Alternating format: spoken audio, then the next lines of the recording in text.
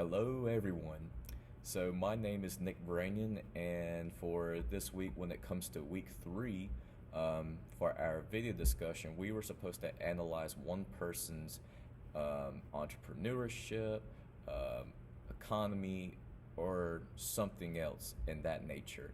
Um, what I decided to at least discuss about and try to find different sources, which I found two newspapers talking about this specific individual that led to one infamous strike, was Andrew Carnegie. Of course, whenever in the education system, especially when it comes to such things, you cannot help but talk about Andrew Carnegie. And for every single one of us who's ever like learned it in school, or for me who's taught it briefly, Andrew Carnegie was well known in the steel industry, and he gained a lot of his fortunes based off the steel industry itself, who later basically sold it and gained even more mass fortune based off of it. Um, so what I basically tried to do was I was wanting to analyze some of the entrepreneurship within Andrew Carnegie's era within this postbellum economy that kind of discusses this overall outcome of this type of economy during this time. Um, so I found two newspapers. One was from the Columbian, and the other was from the Salt Lake Herald. Um, During his entrepreneurship, a lot of like your very rich individuals were starting to gain even more mass profits, especially with the postbellum era was starting to have more industry involved. It was rapidly growing. Everyone was just about prospering from this. However, there was one blog that I read from the previous week that discussed about how not everyone really got the same, you know, benefit out of it. It was more the rich that got more out of it instead of anyone else. So Andrew Carnegie got a lot out of it.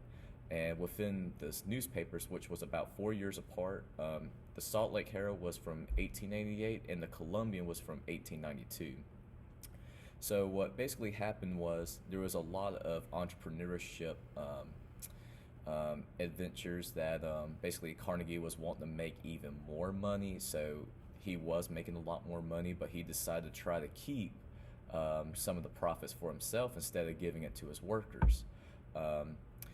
From one source from the Salt Lake Herald, from William Clark, it mentioned that he had about 5,000 employees. And what they were wanting to try to talk about was how Carnegie was undermining some of the labor unions during that time. And later on, there was some speculation in 1888 that, yeah, Carnegie will more likely give more money, or at least like a daily wage, to the workers in itself. However, 4 years later, you basically have from the Columbian how for Mr. Carnegie, he undertaken to crush the organized labor, and he seeks to cheapen its work and put it completely under his control. So within that 4 year span, he did not um, give more money to the workers itself. And this kind of led into the Homestead strike. So the Homestead strike, this is from a secondary source. This happened in July 6th of 1892. Fire workers, some of the families basically were not able to make money off of it. So what happened was it was a huge basically strike that led over to a steel industry. At the very conclusion of it, it really escalated, and the strike resulted in multiple deaths and countless injuries. At least 3 security guards and 7 workers were killed. This was one of the biggest problems within probably the postbellum era, was whenever you have these rich individuals, maybe they were seeking more profits for themselves as they were making more profits, instead of giving some of the fortune to the workers itself. So within, as I said in a previous blog post that I read from one of ours, basically the rich gained more instead of some of the others. So with Andrew Carnegie, he gained a lot from it. However, with the postbellum economy, I mean, there were some highlights and there were some lowlights when it comes to it.